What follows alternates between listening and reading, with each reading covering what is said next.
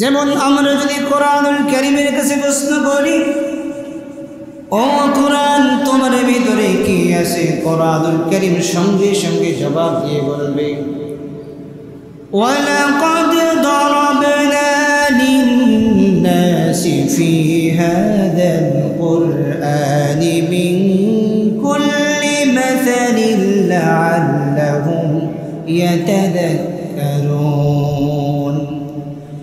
কোরআনুল কারীম সঙ্গে সঙ্গে জবাব দিয়ে দুনিয়ার মানুষদেরকে উদ্দেশ্য করে লক্ষ্য করে বলছে, মানব জীবন পরিচালনা করার জন্য যত দৃষ্টান্ত দরকার, যত আলোচনা দরকার, যত নসিহত দরকার, যত ব্যাখ্যা দরকার, যত বিশ্লেষণ করা দরকার, মা ফাররাতনা ফিল কিতাবি মিন শাই, আল্লাহ রাব্বুল আলামিন এই কোরআনুল কারীমের মধ্যে সব দিয়ে পরিপূর্ণ করে দিয়েছেন। সুবহানাল্লাহ।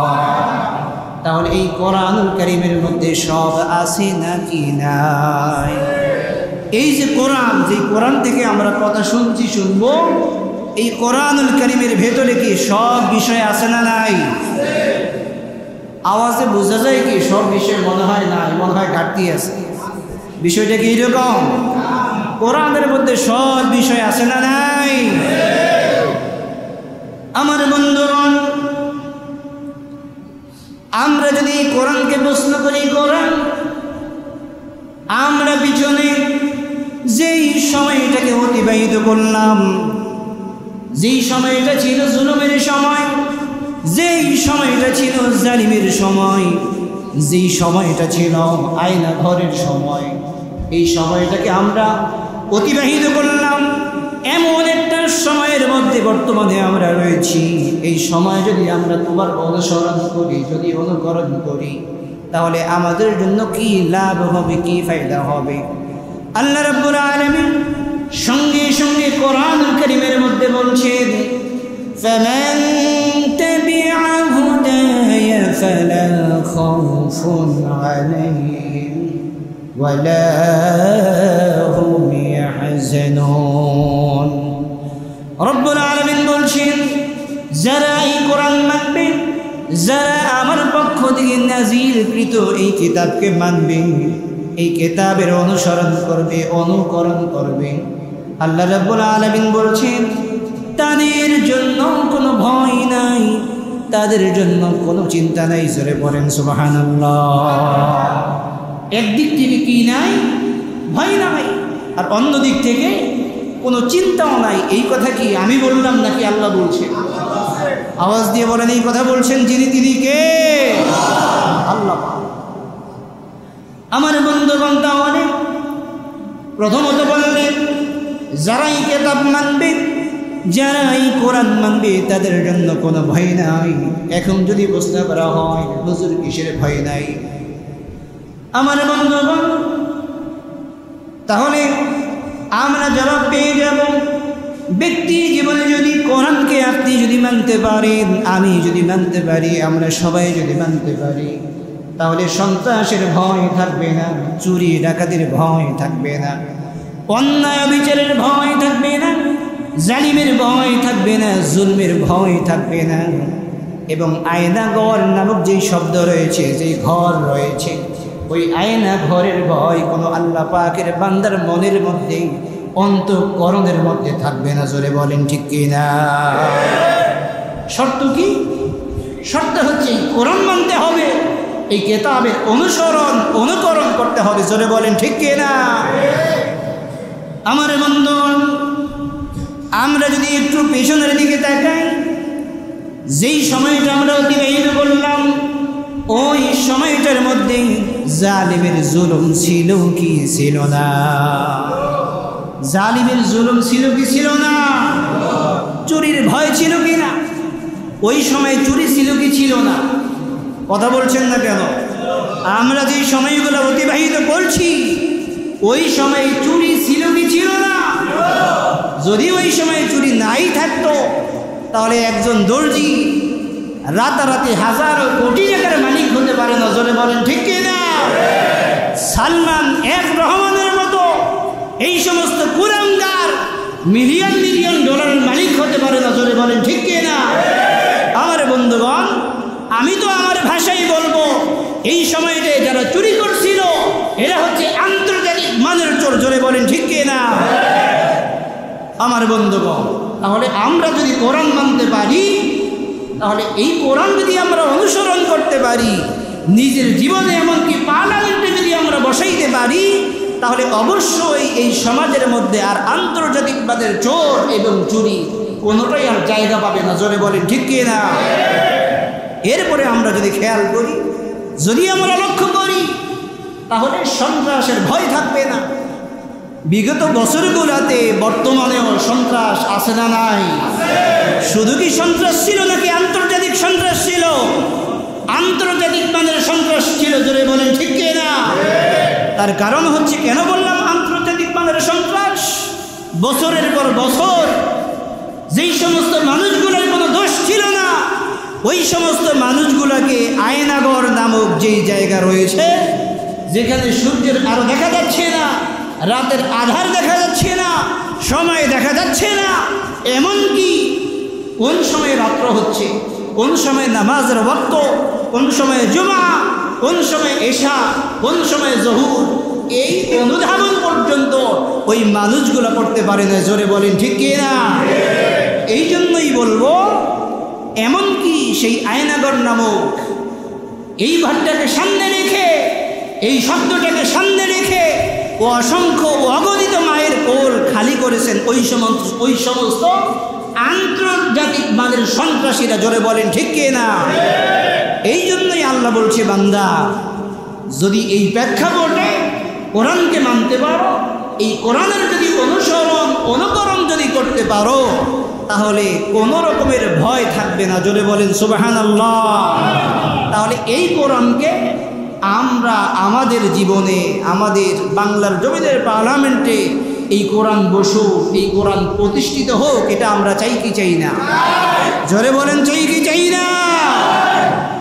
কারণ শুধুমাত্র এটা চাইলেই হবে না, কোরআনকে প্রতিষ্ঠা করা, কোরআনকে পার্লামেন্ট পর্যন্ত পৌঁছাইয়ে দেওয়া, এটা আমাদের প্রত্যেকটা মানুষের উপর ফরজে আইন। জোরে বলেন ঠিক কি না? এই জন্য বন্ধু আমার, যখনই আপনি কোরআনের কাছে প্রশ্ন করবেন, কোরআন বর্তমানে ফিতনার যুগে, চুরি ডাকাতির সময়, মানুষ খুনের সময়, আয়না ঘরের সময়, যদি তোমাকে আমরা অনুসরণ করি, যদি অনুকরণ করি, তাহলে আমাদের জন্য কি লাভ হবে, কি ফায়দা হবে? কোরআনুল কারীম সঙ্গে সঙ্গে জবাব দিয়ে বলছেন, ফামান তাবিআ হুদায়া ফালা খাউফুন আলাইহিম ওয়ালা হুম ইয়াহজানুন। রব্বুল আলামিন বলছেন, যারা এই কিতাবকে অনুসরণ করবে, এই কোরআনকে যারা অনুসরণ করবে, অনুকরণ করবে, আল্লাহ রাব্বুল আলামিন প্রথমত বললেন তাদের জন্য কোনো ভয় নাই। জোরে বলেন সুবহানাল্লাহ। এরপর দ্বিতীয় কি বললেন? তাদের জন্য কোনো চিন্তাও নাই। জোরে বলেন সুবহানাল্লাহ। দুনিয়ার জমিনের মধ্যে কোরআন ব্যতীত এমন অন্য কোনো দ্বিতীয় কিতাব দেখাতে পারবেন যেই কিতাবের অনুসরণ করলে গ্যারান্টি দিবে কিতাব যে কোনো ভয় নাই, কোনো চিন্তাও নাই, এমন কোনো কিতাব আছে দুনিয়ার জমিনে? নাই। আবিষ্কার হবে না। শুধুমাত্র এই গ্যারান্টি একমাত্র একটা কিতাবই দিতে পারে, সেই কিতাবের নাম কি? কোরআন। আমার বন্ধুগণ, এবার যদি প্রশ্ন করা হয়, প্রথমত বুঝলাম চুরির ভয় থাকবে না, ডাকাতির ভয় থাকবে না, সন্ত্রাসের ভয় থাকবে না।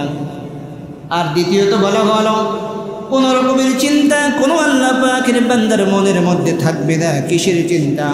আমার বন্ধুগণ, অন্যের চিন্তা, বস্ত্রের চিন্তা, শিক্ষার চিন্তা, চিকিৎসার চিন্তা, বাসস্থানের চিন্তা, এক কথায় মানুষের মৌলিক অধিকারের চিন্তা কোনো আল্লাহ রাব্বুল আলামিনের বান্দার মনের মধ্যে থাকবে না। জোরে বলেন ঠিক কিনা? তবে শর্ত কি? শর্ত হচ্ছে কোরআনকে মানতে হবে। জোরে বলেন ঠিক কিনা? আমার বন্ধুগণ, তবে দুঃখজনক হলেও সত্য, বর্তমান সময়েও আমরা যখন কথা বলি,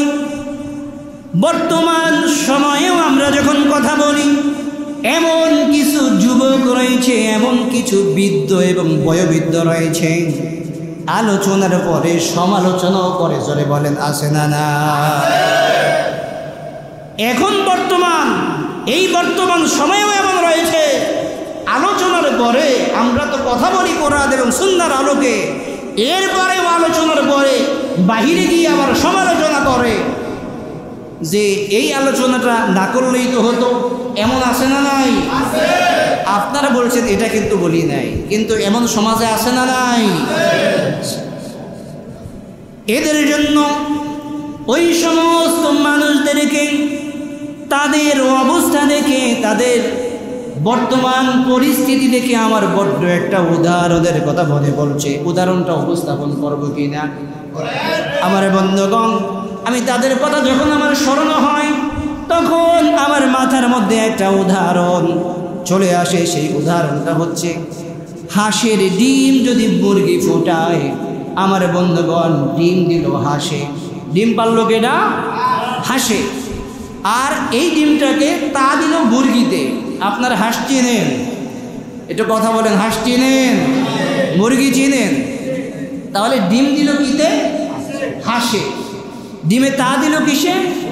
মুরগিতে। আচ্ছা বলেন, ডিম হাঁসে, তা দিল মুরগিতে, এখন বাচ্চা বের হবে কার? মুরগির নাকি হাঁসের? কোনো সন্দেহ আছে? কিন্তু মুরগি এত কষ্ট করে তা দিল, বাচ্চা ফুটাইল, এই বাচ্চা যখন ফুটলো বের হইল, ওই বাচ্চা কি মুরগির তরিকা মানবে নাকি হাঁসের তরিকা মানবে? কোনো সন্দেহ আছে? হাঁসের তরিকা মানবে। কেন মানবে? ডিম তো হাঁসে দিছে, মাঝখানে একটু কষ্ট করছে কে? মুরগি বেচারি, তা দিল, এরপরে বাচ্চা ফুটাইল। তো আমি আফসোস করে সেই সমস্ত যুবক বলেন, তরুণ বলেন, বৃদ্ধ বলেন, বয়োবৃদ্ধ বলেন, এদেরকে আফসোস করে আমি কথাটা বলি যে এরাও মুসলমান মায়ের পেট থেকে জন্মগ্রহণ করার পরেও আল্লাহ পাকের দেওয়া জমিনে চলাফেরা করে, আসমানের নিচে বসবাস করে, এক শ্রেণীর কপাল পোড়া মুসলমান এই দুনিয়ায় আসার পরেও আল্লাহর রাসূলের তরিকা এবং সুন্নাহ মানে না। জোরে বলেন ঠিক কি না? আমার বন্ধুগণ, আমি বলবো তাওবার দরজা এখনো খোলা আছে, তাওবার দরজা এখনো খোলা আছে। আসুন তওবা করুন। আল্লাহ পাক তাওবার দরজা বন্ধ করার আগ মুহূর্তেও আপনি আল্লাহর কাছে তাওবা করুন। জোরে বলেন ঠিক কি না? আমার বন্ধুগণ, যাই হোক, এই দিকে আর গেলাম না। যেই আয়াত তিলাওয়াত করলাম সেই আয়াতে কারিমা থেকে কথা বলছি ইনশাআল্লাহ। এখন বলি, আমরা একটু পিছন থেকে যেতে হবে, যেহেতু আমরা বিশ্বনবীর জন্ম এবং ওফাতের মাস হচ্ছে এই মাস। এই মাসে যেহেতু আল্লাহর হাবিব জন্মগ্রহণ করেছে এবং ওফাত হয়েছে, আমি আপনাদের সামনে কোরআনুল কারীমের যে আয়াতে কারিমা দুটো তিলাওয়াত করলাম, এই সূরাটির নাম হচ্ছে সূরাতু আলে ইমরান। সূরার নাম কি? সবাই বলেন, সূরার নাম কি? আয়াত নাম্বার হচ্ছে 31 এবং 32। কয়টা আয়াত? দুটো আয়াত কারিমা আমরা তিলাওয়াত করলাম। তো এই সূরাটি আল্লাহ পাক নাজিল করলেন মদিনার জিন্দেগিতে। তো এমন সময় আল্লাহ রাব্বুল আলামিন নাজিল করলেন যেই সময় মানুষগুলা একটা নয়, দুইটা নয়, তিনটা নয়, 100 নয়, 200 নয়, হাজার রকম সমস্যার মধ্যে জীবনযাপন করছিলেন। ঠিক ওই সময় আল্লাহ সুবহানাহু ওয়া তাআলা এই দুনিয়ার জমিনের মধ্যে মানুষের মধ্যে থেকে এমন একজন নবী, এমন একজন মানুষকে নবী করে পাঠালেন, রাসূল করে পাঠালেন, যিনি দুনিয়ার কোনো সাধারণ মানুষ নয়, যিনি হচ্ছে বিশ্ব নবী মুহাম্মদুর রাসূলুল্লাহ। সবাই বলি সাল্লাল্লাহু আলাইহি ওয়াসাল্লাম। জোরে বলেন ঠিক কি না? তো আল্লাহ সুবহানাহু ওয়া তাআলা সেই নবীকে লক্ষ্য করে বলছেন, হে নবী, আজকে দুনিয়ার জমিনের মধ্যে অসংখ্য অগণিত মানুষগুলা হাজার রকম সমস্যার মধ্যে জীবনযাপন করছে, আপনি তাদেরকে লক্ষ্য করে বলুন, উদ্দেশ্য করে বলুন, কুল ইন কুনতুম তুহিব্বুনাল্লাহ ফাত্তাবিউনি ইউহিব্বুকুমুল্লাহ। আল্লাহ রাব্বুল বলুন, হাজার রকম সমস্যার মধ্যে যে সমস্ত মানুষগুলো ছিল, এরা যদি শান্তির পথ চায়, এরা যদি মুক্তির পথ চায়, এরা যদি কল্যাণের পথ চায়, এরা যদি আমি আল্লাহ রাব্বুল আলামিনের ভালোবাসা যদি পেতে চান, তাহলে তারা যেন ফাত্তাবিউনি, তারা যেন ইত্তেবা করে, অনুসরণ করে, অনুকরণ করে আপনি নবী মুহাম্মদুর রাসূলুল্লাহ সাল্লাল্লাহু আলাইহি ওয়াসাল্লামের জোরে পড়েন সুবহানাল্লাহ। এখন আমরা যদি প্রশ্ন করি, আমরা যদি বিশ্বনবী মুহাম্মদ সাল্লাল্লাহু আলাইহি ওয়াসাল্লামের ইত্তেবা করি, অনুসরণ করি, অনুকরণ করি, তাহলে আমাদের জন্য কি লাভ হবে? তার কারণ হচ্ছে আমরা যারা জাতি, আমরা যারা মুসলমান, আমরা যারা মানুষ, যেখানেই লাভ আছে আমরা মানুষ সেখানেই আসি, জোরে বলেন ঠিক কিনা? তো এবার আল্লাহ সুবহানাহু ওয়া তাআলা বান্দাদেরকে লাভ শোনাচ্ছেন, বান্দারে তোমরা যদি আমার ভালোবাসা পেতে চাও, তাহলে তোমরা আমার নবী মুহাম্মদ আরবি সাল্লাল্লাহু আলাইহি ওয়াসাল্লামের ইত্তেবা করো, অনুসরণ করো, অনুকরণ করো। আর আমার নবীর যদি ইত্তেবা করতে পারো, অনুসরণ যদি করতে পারো, অনুকরণ যদি করতে পারো, তাহলে আমি আল্লাহ রাব্বুল আলামিন তোমাদেরকে ভালোবাসবো, মহব্বত করবো, জোরে বলেন সুবহানাল্লাহ। ইউহিব্বুকুমুল্লাহ, যদি তোমরা আমার নবীর ইত্তেবা করো, যদি অনুসরণ করো, অনুকরণ করো, তাহলে আমি আল্লাহ পাক তোমাদেরকে ভালোবাসবো, সুবহানাল্লাহ।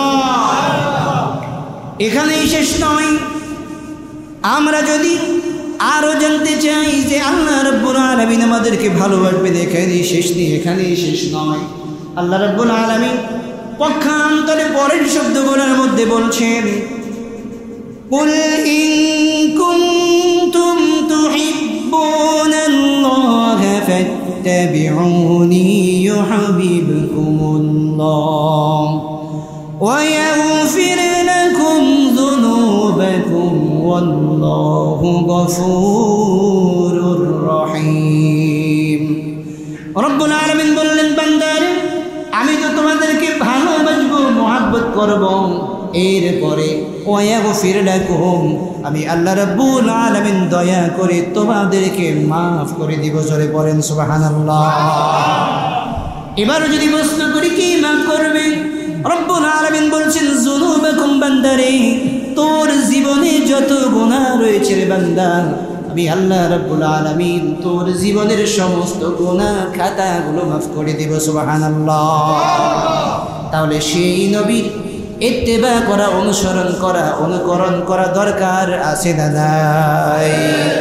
জোরে বলেন, দরকার আছে না নাই? পক্ষান্তরে আল্লাহ সুবহানাহু ওয়া তাআলা কোরআনুল কারীমের মধ্যে পরের আয়াতের মধ্যে বলছেন, তোমরা আল্লাহ এবং আল্লাহর রাসূলের আনুগত্য করো, ইত্তেবা করো, অনুসরণ করো, অনুকরণ করো।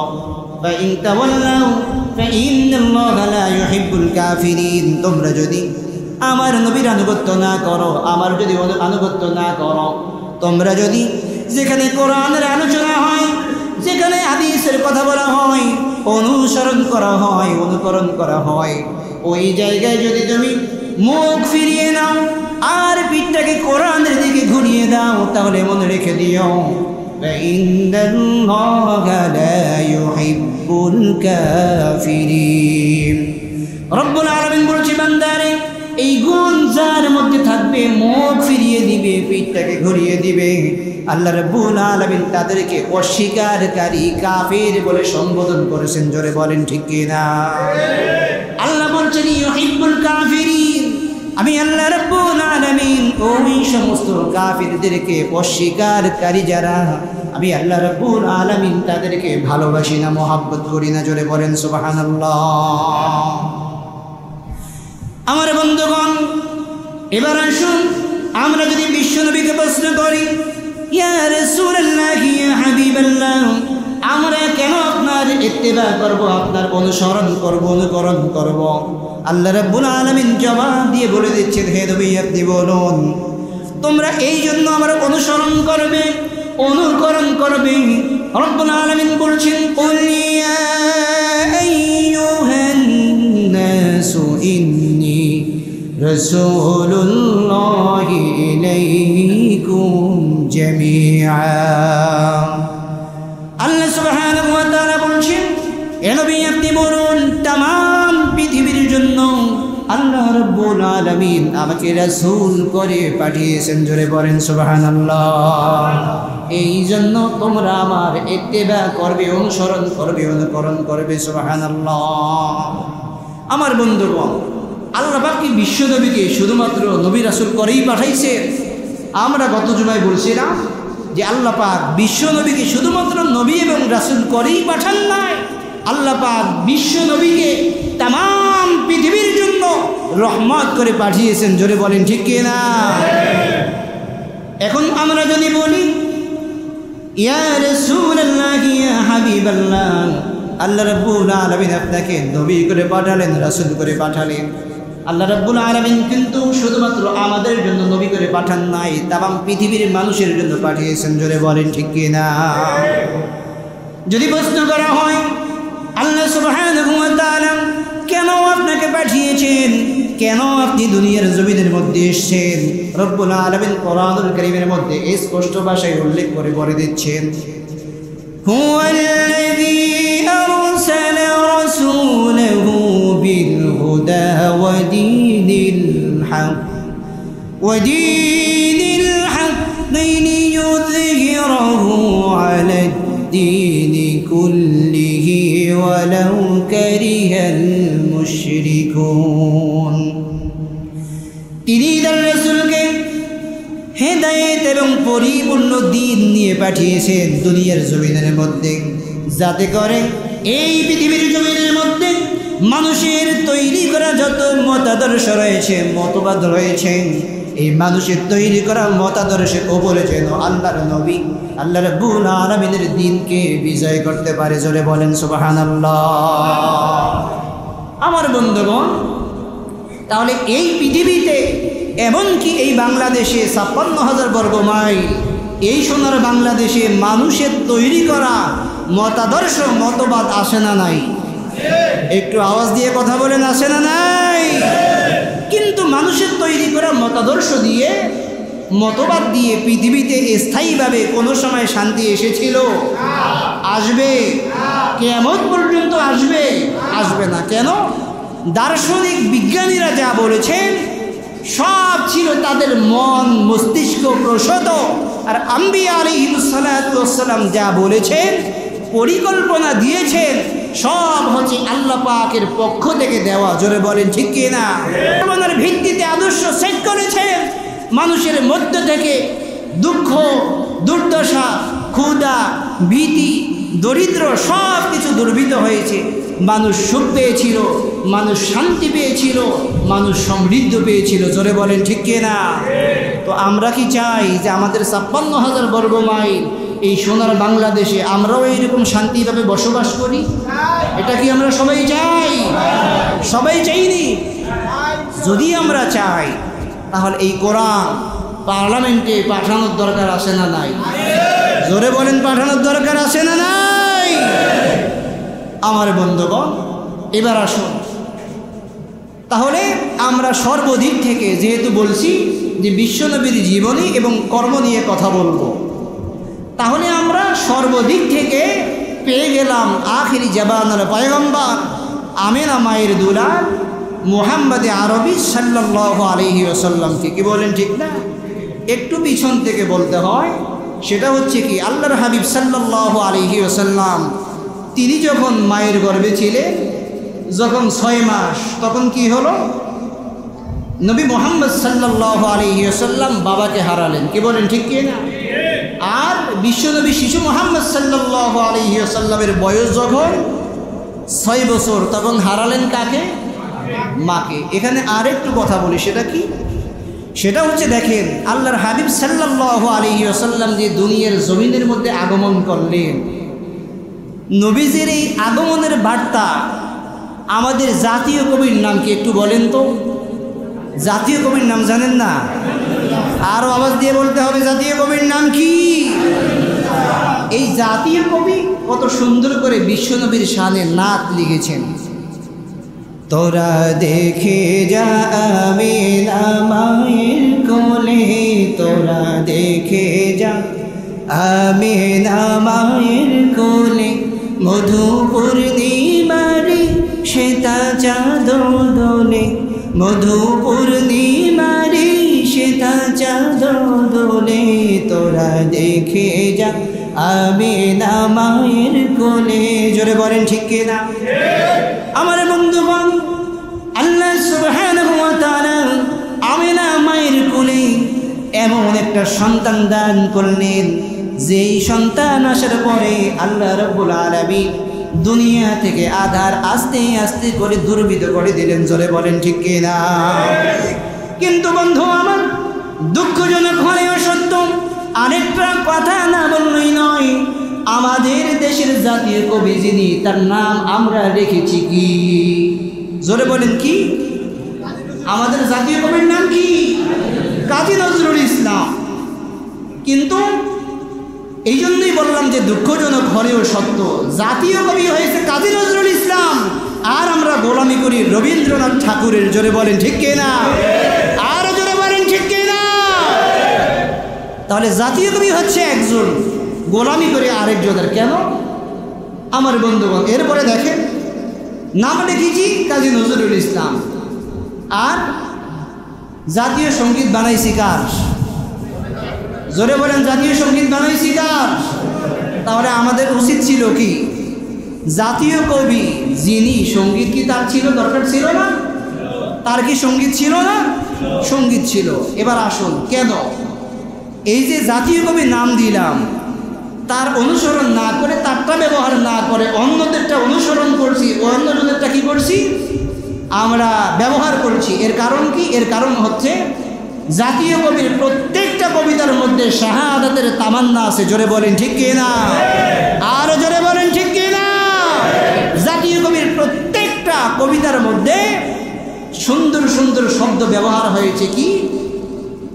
যে ইসলামের ঐতিহ্যের হুঙ্কার রয়েছে জাতীয় কবির কবিতার মধ্যে এসছে। দাওয়াত এসেছে নয়া জামানার, ভাঙা কিল্লায় উড়ে নিশান। জোরে বলেন ঠিক কিনা? কারণ জাতীয় কবি চেয়েছিল এই জমিন যেহেতু আল্লাহ পাকের, এই জমিনে শুধুমাত্র কেবলমাত্র একমাত্র আল্লাহ পাকের হুকুমত কায়েম হবে। জোরে বলেন ঠিক কিনা? কিন্তু আজকে আমরা সেই জাতীয় কবিকে বাদ দিয়ে আমরা বিন্দেশীদের গানকে আমাদের জাতীয় সঙ্গীত হিসেবে মেনে নিয়েছি। কি বলেন ঠিক কিনা? এটা মুসলমানদের জন্য অবশ্যই আমি মনে করি এটা দুঃখজনক। জোরে বলেন ঠিক কিনা? এই জন্য আমরাও চাইব আমাদের যেহেতু জাতীয় কবি কাজী নজরুল ইসলাম, দরকার হয় আমাদের জাতীয় সঙ্গীত তার থেকে নেওয়া হোক। জোরে বলেন ঠিক কিনা? আমার বন্ধুগণ, আমি সেই দিকে যাচ্ছি না, তাহলে আমরা পেয়ে গেলাম আখিরি জামানার পয়গম্বর বিশ্ব নবী সরকারি দো আলম আমিনা মায়ের দুলাল মুহাম্মদ আরবি সাল্লাল্লাহু আলাইহি ওয়াসাল্লামকে। আল্লাহ নবী সাল্লাল্লাহু আলাইহি ওয়াসাল্লাম তিনি একদিক থেকে ছিলেন এতিম, আবার অন্য দিক থেকে আল্লাহ নবী সাল্লাল্লাহু আলাইহি ওয়াসাল্লাম তিনি ছিলেন শ্রমিক। জোরে বলেন সুবহানাল্লাহ। আল্লাহ সুবহানাহু ওয়া তাআলা বিশ্ব নবীকে কেন এতিম বানালেন?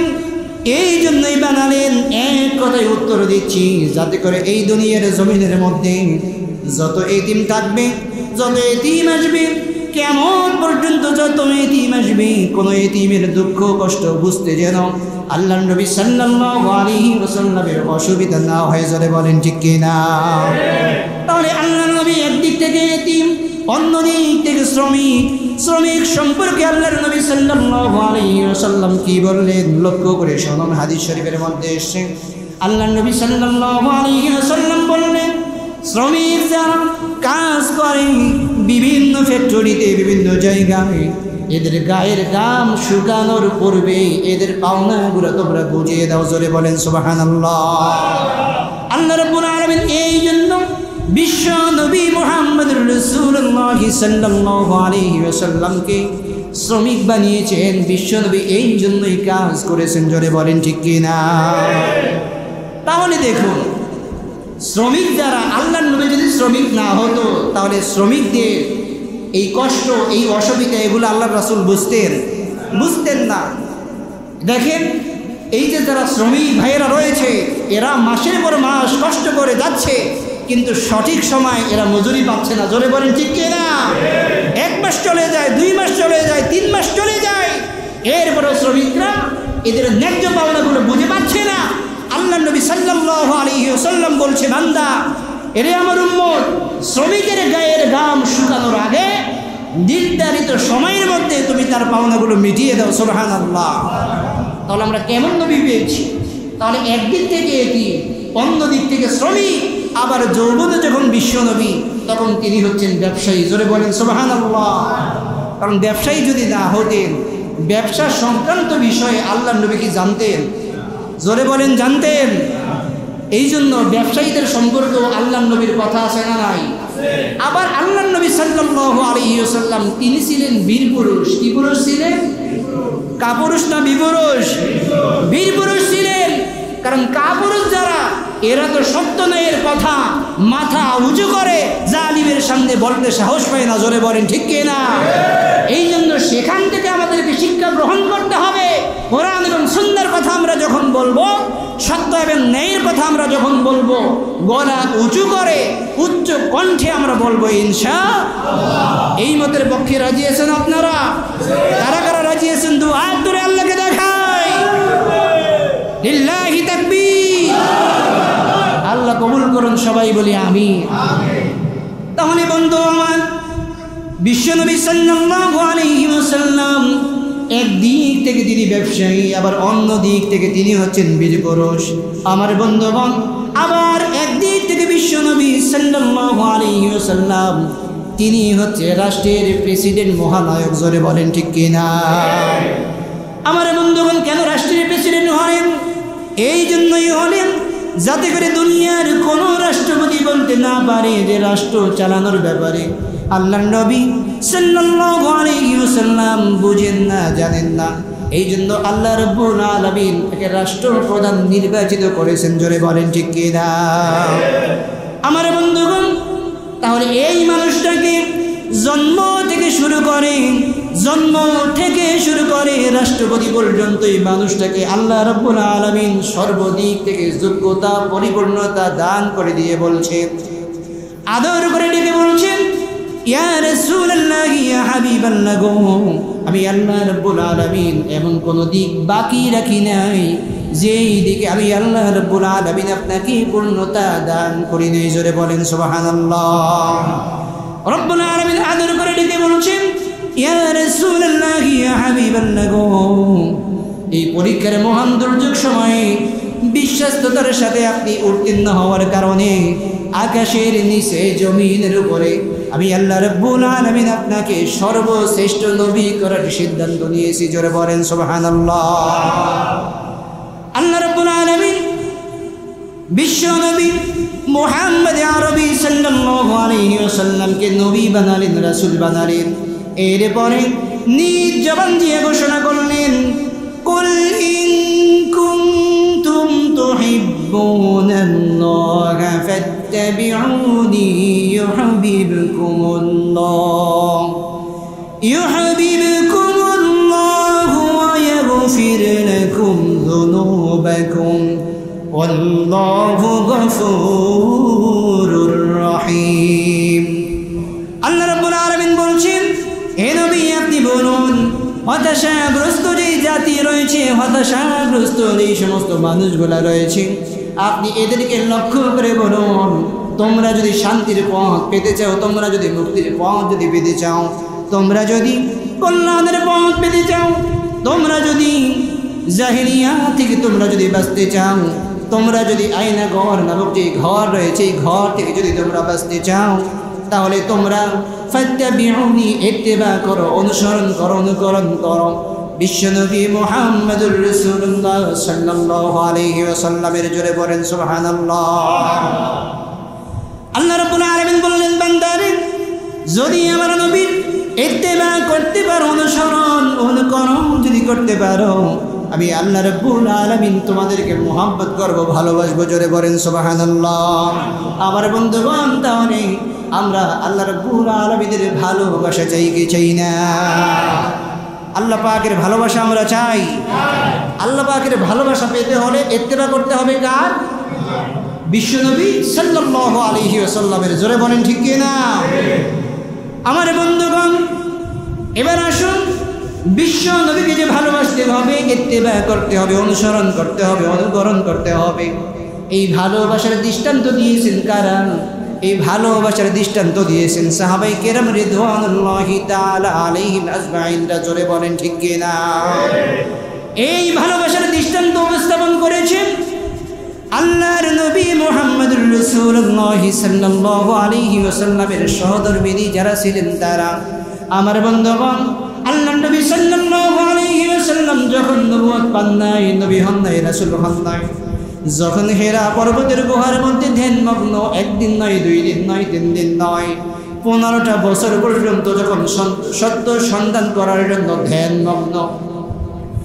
আমার বন্ধুগণ, এই হেরা পর্বত হচ্ছে এমন একটা গুহা, এমন একটা জায়গা, সমতল জমি থেকে ওই গুহা হচ্ছে প্রায় 2.25 কিলোমিটারের উঁচা। একজন যুবক মানুষ যদি সমতল জায়গা থেকে যদি উঠতে চায়, তাহলে প্রায় 55 মিনিট থেকে 1 ঘন্টা সময়ের প্রয়োজন হয়।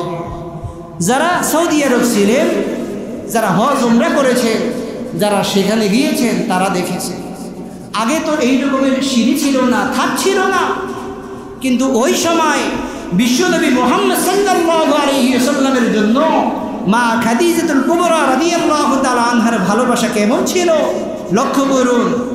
এই পাথরগুলা ধরে ধরে কষ্ট করে করে দিনে 2 বার বিশ্বনবীর জন্য খাবার পৌঁছাইয়া দিতেন। জোরে বলেন সুবহানাল্লাহ। এর নাম হচ্ছে ভালোবাসা। জোরে বলেন ঠিক কি না? কিন্তু আজকে আমরা মুসলমান জাতি, আজকে আমরা ভালোবাসা পালন করি কি দিবস দিয়া? 14ই ফেব্রুয়ারি। এটা কি মুসলমানদের জন্য ভালোবাসা দিবস হতে পারে? জোরে বলেন, মুসলমানদের জন্য এটা ভালোবাসা দিবস হতে পারে? কোনো মুসলমান এটা পালন করতে পারে না। আমার বন্ধুগণ, বিশ্বনবী সাল্লাল্লাহু আলাইহি ওয়াসাল্লাম মা খাদিজাতুল কুবরা রাদিয়াল্লাহু তাআলা আনহাকে কেমন ভালোবাসতেন, মহব্বত করতেন।